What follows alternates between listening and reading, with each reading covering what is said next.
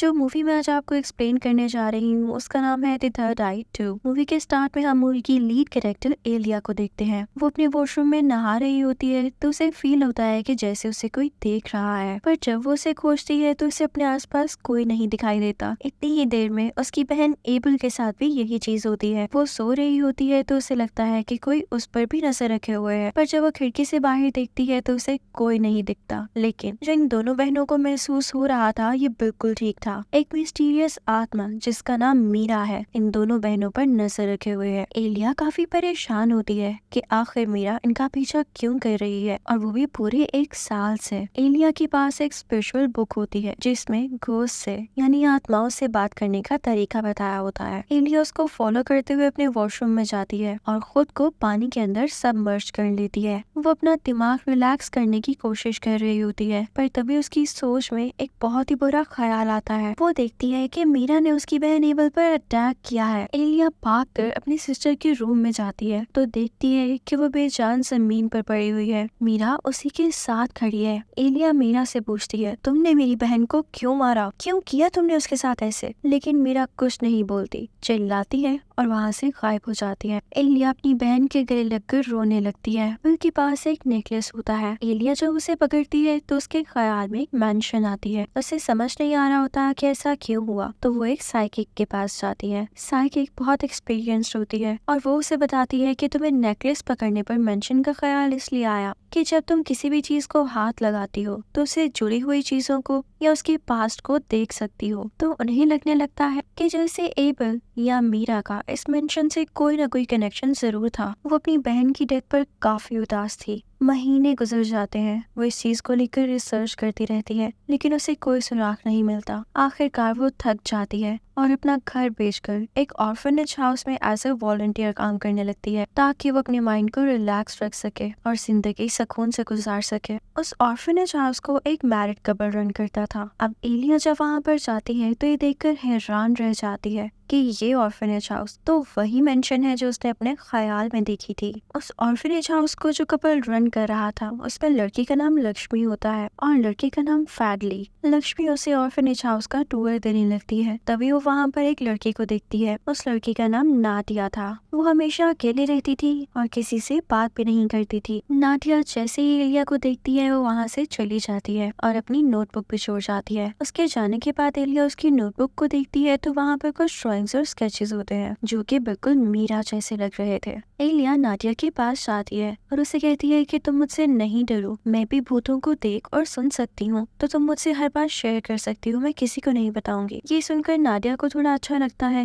कि चलो कोई दोस्त जैसा है। वो एलिया को बताती है कि मुझे कुछ आवाजें आती है और वो मुझे मदद के लिए पुकारती है। एक रात एलिया जब अपने रूम में होती है तो उसे किसी की आवाज आती है। वो बाहर जाकर देखती है तो नाडिया एक दीवार के साथ कान लगाए कुछ आवाजें सुन रही होती है। उसको एक लेटर मिलता है जिसके ऊपर लिखा होता है कि इस दीवार के पीछे एक घोस्ट है और उसे तुम्हारी मदद की जरूरत है, उसे आजाद होना है। फिर एलिया भी ग्लास की मदद से वो आवाजें सुनने लगती है जो कि किसी बच्चे की मदद की पुकार की होती है। वो दोनों आवाज को फॉलो करते करते एक बड़े से दरवाजे की तरफ जाती है। वो आवाज उन्हें लाइब्रेरी तक ले आती है। तभी अचानक एक किताब गिरती है और वहाँ पर एक बटन दिखाई देता है जिसको दबाने के बाद वो एक सीक्रेट रूम में पहुंच जाती हैं। वहाँ जाकर उन्हें कुछ भी क्रीपी या अजीब नहीं दिखता। तभी एक और किताब दिखती है और जब एलिया उसे वापस लिखने लगती है तो उस पर एक अजीब सा हाथ नजर आता है। अगली सुबह हम देखते हैं कि लक्ष्मी किचन में बर्तन धो रही है। वो स्टोव को बंद करने के लिए मुड़ती है। जब वो वापस बर्तनों की तरफ आती है तो देखती है कि सब बर्तन धुल चुके हैं और इवन ऑर्गेनाइज भी हो चुके हैं। वो काफी ज्यादा हैरान होती है कि मैंने तो इन्हें गंदा छोड़ा था, तो ये सब किसने किया? तभी वहाँ पर एक बच्ची आती है जिसका नाम है रिया। वो ये देखकर डर जाती है। लक्ष्मी रिया को डांटने लगती है कि तुम अचानक से यहाँ कैसे आ गई और ये बर्तन कैसे एकदम से ऑर्गेनाइज कर दी। पर रिया इस चीज को नहीं मानती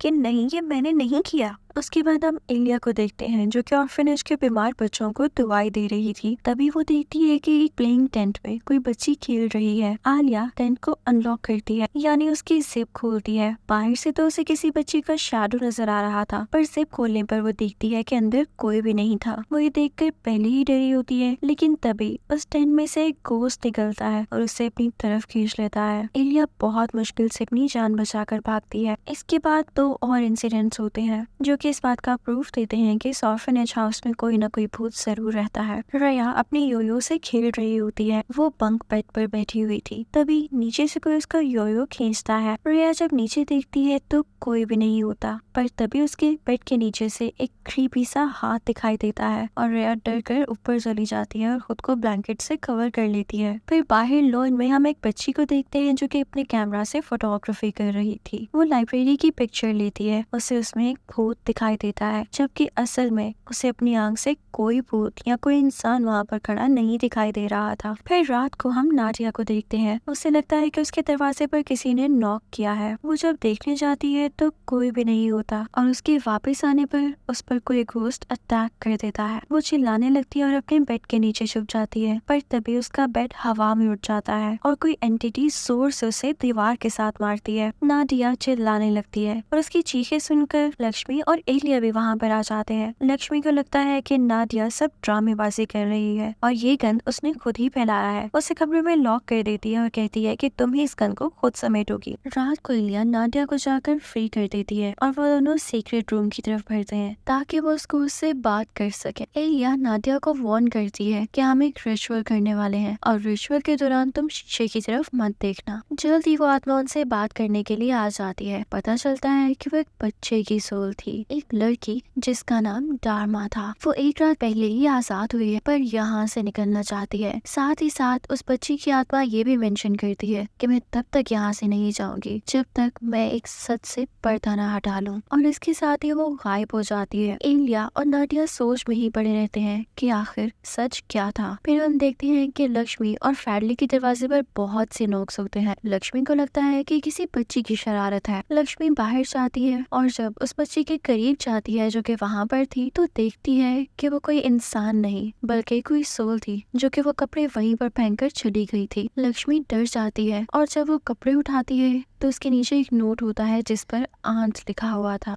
लक्ष्मी देखकर डर जाती है और फौरन से अपने हस्बैंड के पास जाती है और उसे बताती है कि डार्मा आजाद हो चुकी है। इसके साथ ही दरवाजा बंद होने लगता है। लक्ष्मी कुछ भी करके उस दरवाजे से बाहर निकल आती है लेकिन फैडली अंदर ही रह जाता है। फैडली की बहुत कोशिश करने के बाद भी वो नहीं निकल पाता। उसे कोई एंटिटी दीवार की तरफ उठाकर फेंकती है। फैडली दर्द में चिल्लाने लगता है। तभी डार्मा उसकी तरफ रेंगते हुए आती है। अब यहाँ पर फैडली को चिल्लाता सुन के लक्ष्मी और एलिया वहाँ दौड़ते हैं। उस मेंशन की यानी ऑर्फनेज हाउस की सारी चीजें हिलने लगती हैं और बच्चे डर कर उठ जाते हैं। अब यहाँ एलिया परेशान थी कि जब हमने ही डार्मा को आजाद किया तो वो हमें क्यों डरा रही है। तब यहाँ पर लक्ष्मी उसे एक स्टोरी सुनाती है कि मीरा लक्ष्मी की बहन है और डार्मा उसकी बहन की बेटी यानी उसकी नीस है। एक दिन जब लक्ष्मी और फैडली काम से लौटे तो उन्होंने देखा कि घर में कुछ रॉबर्स आए थे और चोरी करने के बाद उन्होंने मीरा और डार्मा को कैद कर दिया। Sorry again. और चोरी करने के बाद उन्होंने मीरा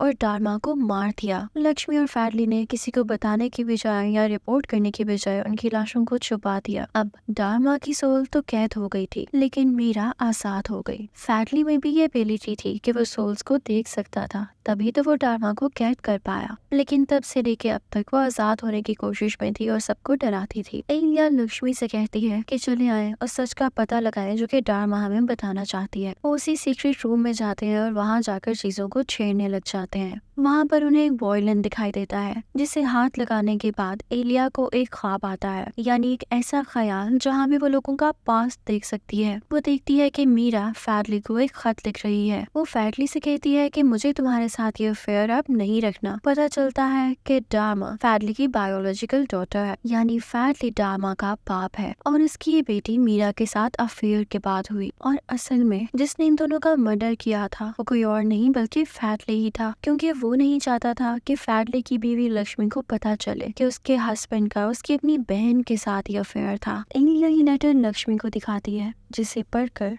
वो चुप हो जाती है। इसके बाद एलिया नाडिया से कहती है कि मुझे समझ नहीं आ रहा कि मीरा ने मेरी बहन एबल को क्यों मारा, उसका इन सब चीजों से क्या लेना देना था। तो वो डिसाइड करते हैं कि इस चीज का जवाब भी वो डार्मा से ही देंगे। इसके बाद हम देखते हैं कि फैडली को डार्मा ने पोसेस कर दिया है और उसी पोजीशन की वजह से फैडली खुद को स्टैब करके मार डालता है। तब डार्मा कहती है कि अब पता चला कि किसी का मर्डर करने से कितनी तकलीफ होती है। उसके बाद एलिया और नाडिया डार्मा से बात करने लग जाते हैं। नाडिया की आंखों पर ब्लाइंड फोल्ड होता है। उसके बाद वो सारी की सारी बैक स्टोरी उसकी आंखों के सामने आ जाती है। जब मीरा ने ये लेटर लिखा था तो डार्मा ने भी पढ़ लिया था। मीरा और फैडली में बहस हो रही थी तो फैडली ने मीरा को डार्मा के सामने ही मार डाला था और डार्मा ने ये खुद सब कुछ विटनेस किया। और जब फैडली ने ये देखा कि डार्मा ने भी सब कुछ लिख लिया है तो उसने बहुत ही बेरहमी से अपनी बेटी डार्मा को भी मार डाला। उसके बाद फैडली उनके कमरों में गया, उनके कमरों को बिखेर दिया और उनकी ज्वेलरी को कहीं दबा दिया जिससे ये पता चले कि एक रोबरी हुई थी और उसी की वजह से ये लोग मारे गए। इस मिशन के बाद नाडिया ये सब कुछ ड्रॉ करती है और एलिया और लक्ष्मी को दिखाती है। डार्मा की सोल से बात करने से पहले इन तीनों ने फैडली को एक गाड़ी के साथ बांध दिया था कि वो आजाद होकर इन पर वार न कर दे, पर तभी इन तीनों को दोबारा से आवाज आने लगती है। ये तीनों जाकर देखती हैं तो फैडली दोबारा से खुद को स्टैब कर रहा होता है। उसके करीब जाने के चक्कर में नाडिया को भी छुरी लग जाती है। उसका घाव भी काफी गहरा था।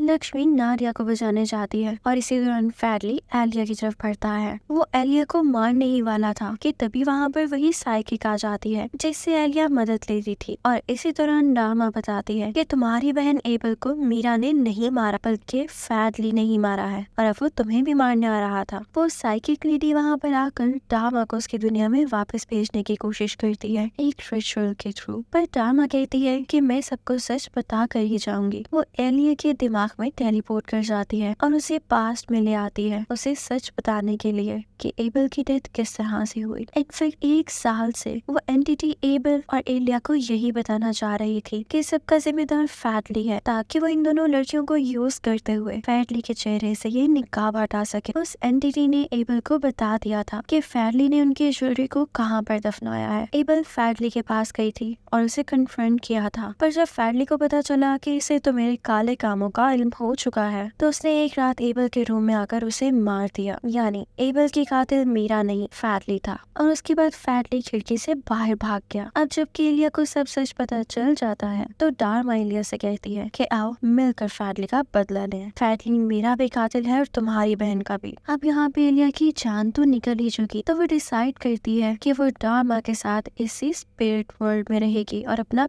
बदला लेगी। इसके बाद वो साइकिक लेडी लक्ष्मी से कहती है कि डार्मा अपने साथ फैडली और एलिया दोनों को अपने वर्ल्ड में ले गई है और हमें कोई ऐसा इंसान चाहिए जो उनको उस दुनिया से वापस ला सके, लेकिन इतने कम टाइम में हम किसी की मदद नहीं ले सकते। वो साइकिक लक्ष्मी को कहती है कि तुम ही अपनी ये एबिलिटी एक्टिवेट करो, यानी कि अपनी थर्ड आई का इस्तेमाल करो और उनकी दुनिया में जाकर सब देखो और उनसे बात करने की कोशिश करो। वो मान जाती है और रिचुअल स्टार्ट हो जाता है। कुछ ही मिनट गुजरते हैं और लक्ष्मी उनकी दुनिया में होती है। लक्ष्मी को दूसरी दुनिया में सिर्फ और सिर्फ नाडिया की स्पिरिट रोती हुई दिखाई दे रही। वो ये साइकिक को बताती है तो साइकिक लेडी उसे कहती है कि नाडिया की ही स्पिरिट है जो फैडली और एलिया को वापस लाने में मदद कर सकती है। उसके बाद वो साइकिक नाडिया और लक्ष्मी की सोल को दूसरी दुनिया में भेजती है, एक डेमोनिक वर्ल्ड में जहाँ शैतान रहते हैं। वहाँ दिखाया जाता है कि एविल स्पिरिट्स को सजा दी जा रही है। वहाँ वो लोग एलिया को भी देखते हैं और ये भी दिखाया जाता है कि उन्हीं एविल स्पिरिट्स जिनको सजा मिल रही है उनमें से फैडली भी है और उसे सजा देने वाली कोई और नहीं बल्कि डार्मा है। और ये सब देखकर एलिया खुश हो रही है। लक्ष्मी और नाडिया उसके पास जाते हैं और उसे कहते हैं कि इस डिमोनिक वर्ल्ड से बाहर आ जाओ, हमारे साथ आओ। पर वो अपना बदला पूरा लेना चाहती थी, वो आने से मना कर देती है। तभी हम बहुत ही अनएक्सपेक्टेड चीज देखते हैं, एबल जो कि हेवन से आ रही है। वो एलिया को बताती है कि अगर तुम बदले की आग में जलती रहोगी तो तुम भी किसी के लिए बुरा सोचोगी और करोगी भी, तो तुम में और उनमें कोई फर्क नहीं रह जाएगा। मैंने फैडली को माफ कर दिया और तुम भी ऐसा करो। अगर तुम माफ कर दो तो तुम भी हेवन में होगी, वरना इन्हीं की दुनिया में इनसे बदला लेने की आग में चलती रहोगी। उधर लक्ष्मी अपने हस्बैंड को बचाने के लिए जाती है लेकिन डार्मा उस पर हमला ही करने वाली होती है कि तभी मीरा भी हेवन से आ जाती है और अपनी बेटी डार्मा से कहती है कि बेटी बस इंतकाम अब बहुत हुआ, तुम सबको उनके हाल पर छोड़ दो। डार्मा अपनी माँ की बात सुनने लगती है लेकिन जब देखती है कि बाकी सब और फैडली की सोल्स वहाँ से जा रही हैं तो सारा कुछ छोड़कर वो उनका पीछा करने लगती है। अब हम देखते हैं कि वो सब लोग जो मर चुके हैं वो वापस से अपनी दुनिया में आ गए हैं। वो चारों के चारों डेड थे लेकिन एबल के हाथ लगाने से वो जिंदा हो जाते हैं। पर हम देखती है कि एलिया अभी भी इंतकाम की आग में जल रही है क्योंकि उसे डार्मा ने पोजेस कर रखा है है वो अभी भी फैडली के पीछे है, जो कि अपने गैराज में भाग कर जाता है, पर एलिया उसका पीछा करती है। वो पास पड़ी एक इलेक्ट्रिक सॉ उठाती है और उसका सिर जिस्म से अलग कर देती है। वहाँ पर वो साइकिक लेडी और लक्ष्मी भी आ जाते हैं, पर डामा उन्हें भी मारने के लिए आगे बढ़ती है, पर साइकिक लेडी इससे पहले ही पॉटी को उसकी सोल से आजाद कर देती है। इसके बाद वो एक पोर्टल खोल देती है, जिससे सबकी सब एविल स्पिरिट्स वहाँ से चली जाती हैं। इसके बाद हम कुछ टाइम के बाद का वक्त देखते हैं, ऑर्फनेज हाउस बिल्कुल नॉर्मल वे में चल रहा है। वहाँ किसी भी एविल स्पिरिट का राज नहीं, पर तभी हम देखते हैं कि वो साइकिक लेडी वापस आती है और एलिया से कहती है कि हमने पोर्टल को बंद करने में बहुत देर कर दी थी और इस दुनिया में अभी भी एक एविल स्पिरिट रह गई है। मूवी के आखिरी सीन में हम नाडिया को देखते हैं, जिसे एक बच्ची पुकार रही है। वो जब उसके पास जाती है तो वो उससे अपने साथ खेलने का कहती है, पर नाडिया जाकर देखती है कि ये तो कोई एविल स्पिरिट है जो उस पर मुसलसल टिकटिकी बांधे हुए उसे देख रही है। और इसी के साथ ये मूवी यही खत्म हो जाती है। Thank you for watching.